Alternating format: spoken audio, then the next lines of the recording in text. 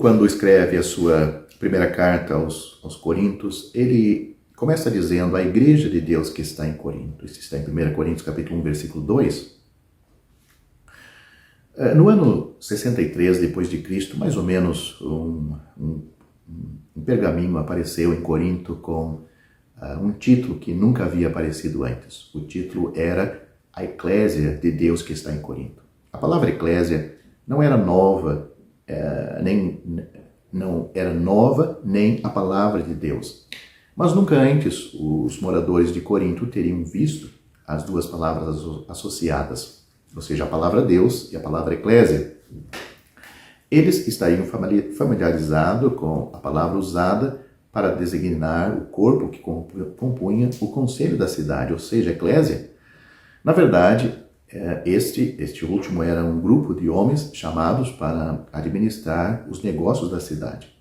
De fato, a palavra eclésia foi usada em Atos capítulo 19, versículo 39 e 41, de uma assembleia de cidadãos chamados para fora de suas residências para uma convocação oficial, secular. Não se pode questionar que a palavra se referia a uma companhia chamada. A palavra eclésia é composta de duas partes. A preposição ek, que significa fora, ou fora de dentro, ou tirado fora de alguma coisa, e o verbo eclésia, que significa chamar. Então, tirados para fora. Assim, se um leitor deste pergaminho, o qual nos referimos, tivesse alguma comunicação com os moradores judeus de Corinto, ou se ele próprio fosse judeu, talvez soubesse que a palavra era usada para aquela companhia de israelita que havia sido chamado do Egito e estavam caminhando pelo deserto em direção à terra prometida. Leia Oséias capítulo 11, versículo 1, Atos capítulo 7, versículo 38, aonde dá esta ideia de chamados para fora em ligação com a nação de Israel.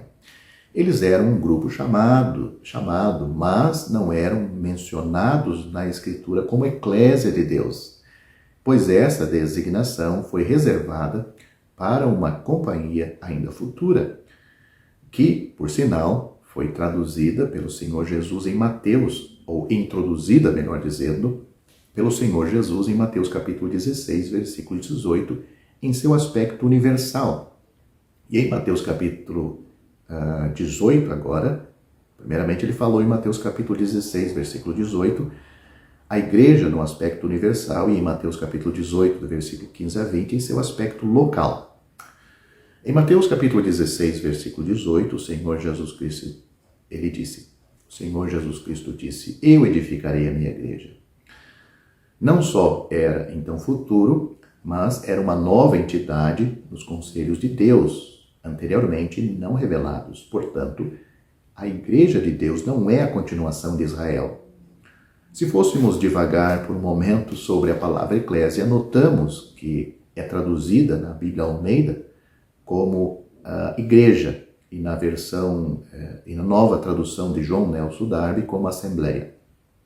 Refere-se a uma campanha convocada, ou uma companhia, melhor dizendo, convocada, uma assembleia que foi convocada, e seu aspecto universal é expresso por Tiago em seu discurso ao concílio de Jerusalém, nas palavras: Simão declarou como Deus inicialmente visitou os gentios para tirar deles um povo para o seu nome. Atos capítulo 15, versículo 14.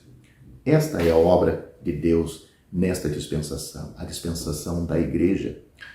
A frase "a igreja de Deus que está em Corinto" nos diz três coisas. Primeiro, sua origem está em Deus, não é uma instituição humana. Em segundo lugar, sua propriedade cabe a Deus, pois é dele. Paulo disse a Timóteo para que saibais como é necessário proceder na casa de Deus, que é a igreja do Deus vivo, a coluna e firmeza da verdade. 1 Timóteo capítulo 3, versículos 15 e 16. Terceiro, a igreja de Deus, que está em Corinto, toma seu caráter de Deus, pois isso também está contida na frase de Deus.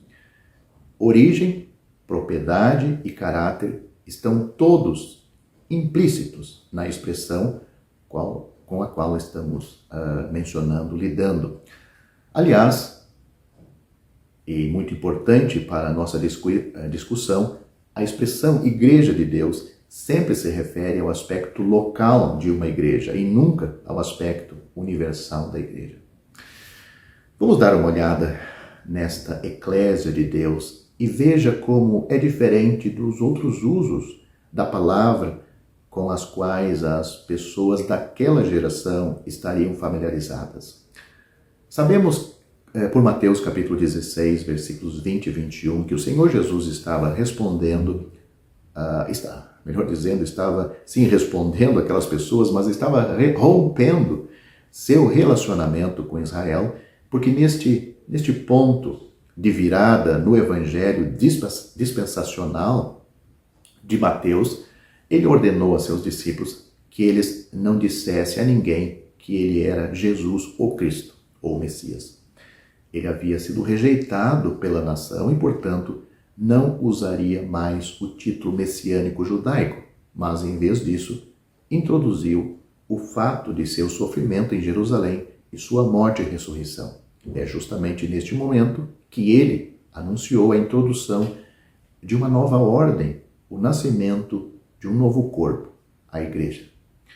Ele distinguiu este novo corpo de qualquer outro. Nasceu no dia de Pentecostes, como visto no 2º capítulo de Atos. A igreja não é a continuação de Israel. As promessas de Israel permanecem para Israel. Digo isto porque existe, principalmente na doutrina dos reformadores, que a igreja substituiu Israel. Israel perdeu o seu posto, Israel foi destituído das suas bênçãos e que tudo que era Israel, terreno, passou para a igreja de forma espiritual. Observamos antes que, por ser chamada de Igreja de Deus, é divina em sua origem. Não foi um produto da mente fértil de Paulo. Em uma aliança anterior com a nação de Israel, havia um tabernáculo construído com todos os detalhes de sua construção, tendo sido dado por Deus a Moisés com a injunção, ou o Senhor acrescentou, e façam-me um santuário para que eu possa habitar no meio deles, conforme tudo o que eu te mostrar, conforme o modelo do tabernáculo e o modelo de todos os seus instrumentos, assim o fareis. Êxodo capítulo 25, versículos 8 e 9. Nesta dispensação também há uma morada de Deus, um santuário, um templo interior, uma assembleia de Deus, cujo padrão nos é revelado no Novo Testamento. Esse padrão não será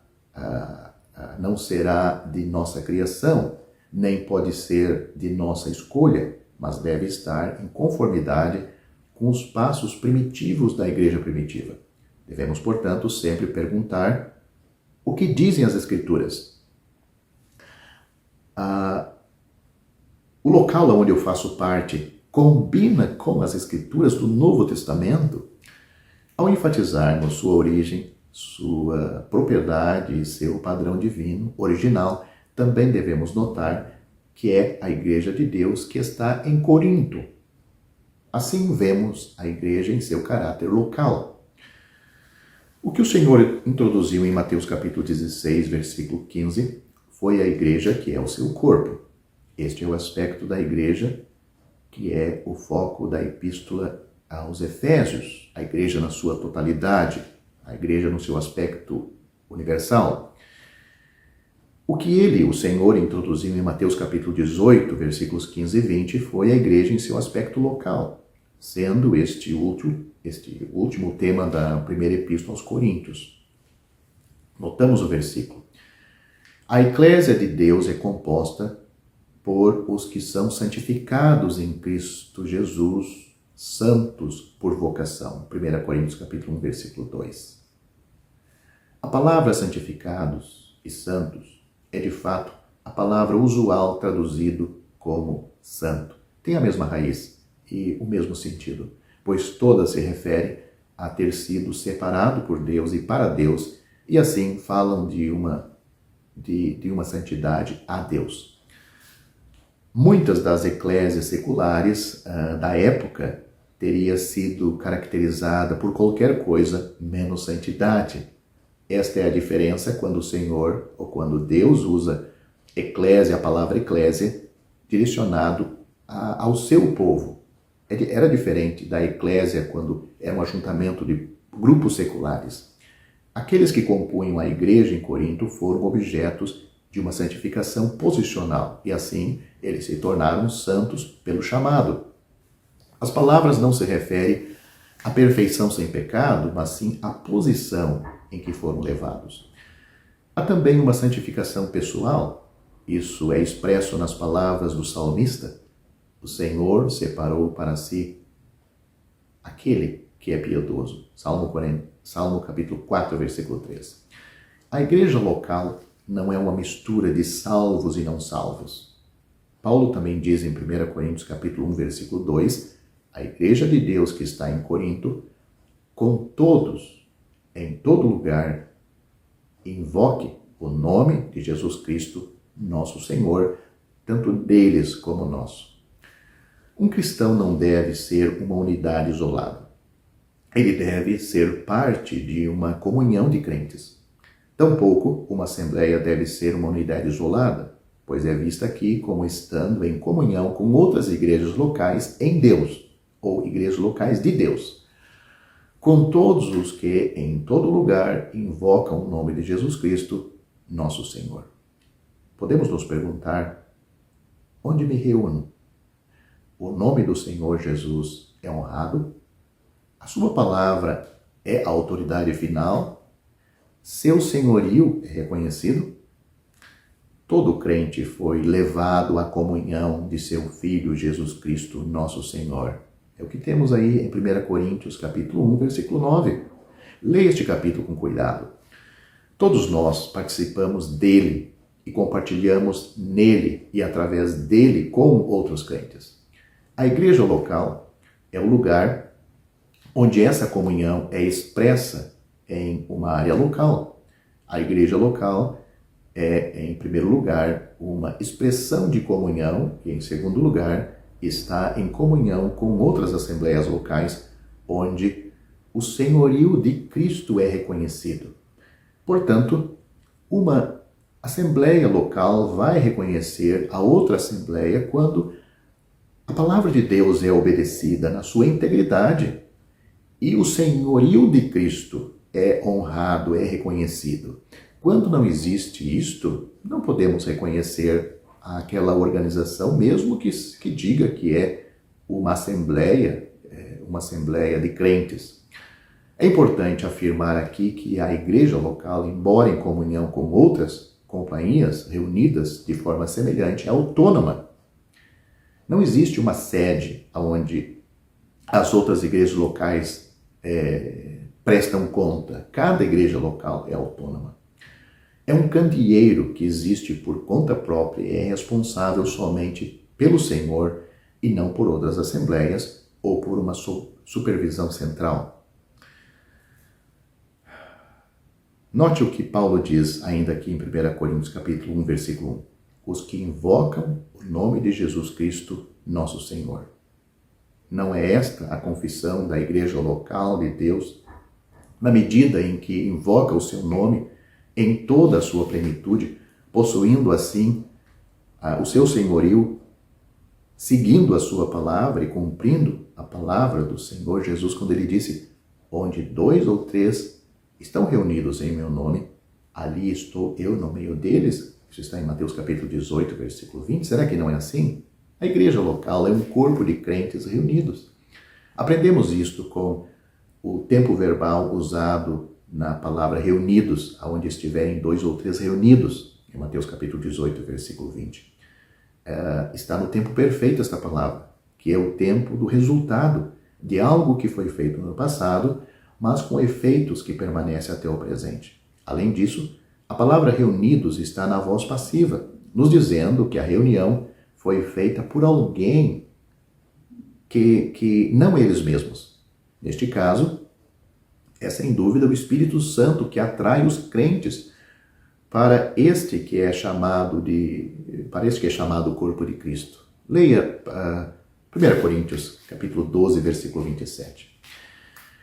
É uma confissão ao mundo que sua autoridade é reconhecida e que ele é supremo. Invocar seu nome e guardar sua palavra não podem ser separados. Portanto, então, quando uma igreja local se reúne, é o Senhor, através do Espírito Santo, que o está reunindo.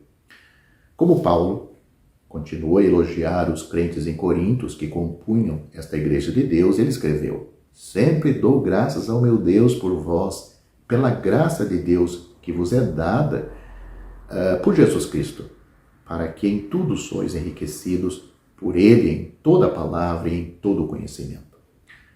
A graça de Deus em nosso texto não é a graça que salva, mas sim a graça que serve através dos dons da graça dados por Deus aos membros do corpo. Esta é a competência da igreja local. A igreja de Corinto havia sido enriquecida com muitos dons. Deus havia dado graciosamente, e todos os dons de ministração pública estavam em evidência nesta igreja. Deus pretende que uma igreja de Deus seja um corpo que funcione por si mesmo. O padrão de Paulo ao deixar o Novo Testamento no Novo Testemunho era deixar para trás uma pessoa ou pessoas que cuidariam do rebanho de Deus em sua infância e o levariam à maturidade. Essas pessoas não eram os pastores no sentido eclesiástico moderno, mas eram os verdadeiros pastores professores, que nós encontramos em Efésios capítulo 4, do versículo 11 a 14, cujo propósito era equipar os santos para a obra de ministrar. Quando estudamos 1 Coríntios, do capítulo 12 a 14, vemos esses dons da graça funcionando em forma de corpo em uma igreja competente. Vou terminar o vídeo. Não podemos deixar de ficar impressionados nos 9 versículos iniciais desta epístola, por quantas vezes lemos a palavra Jesus Cristo, Cristo Jesus, Jesus Cristo nosso Senhor, Senhor Jesus Cristo e outras referências ao seu nome. Parece estar nos ensinando a lição de Colossenses capítulo 1, versículo 18, para que em todas as coisas Ele, o Senhor Jesus Cristo, Ele se torne preeminente. Não há lugar para nenhum outro nome entre aqueles que se reúnem sozinho em seu nome. Se uma atividade, de alguma forma, exalta a carne, então ela diminui o que é seu por direito, ou seja, diminui o que é por direito do Senhor Jesus Cristo. Isto não se aplica apenas aos aspectos imorais da carne, mas qualquer tentativa, consciente ou inconsciente, de atrair a atenção para si mesmo. Em Corinto, eles estavam esperando a vinda de nosso Senhor Jesus Cristo. Este será o fim da dispensação da era da igreja, mas não será o fim da igreja. Seu nascimento foi no Pentecostes, será tirada do mundo no dia de Cristo, quando ele vier aos ares e arrebatar sua noiva, antes que os julgamentos associados ao dia do Senhor venha sobre a terra. Ou seja, o dia de Cristo está relacionado com a igreja. O dia do Senhor está relacionado com o juízo que Deus vai trazer sobre este mundo. Assim, terminará a era da igreja. A igreja, a noiva, será para sempre a cônjuge de Cristo. Assim, estaremos para sempre com o Senhor.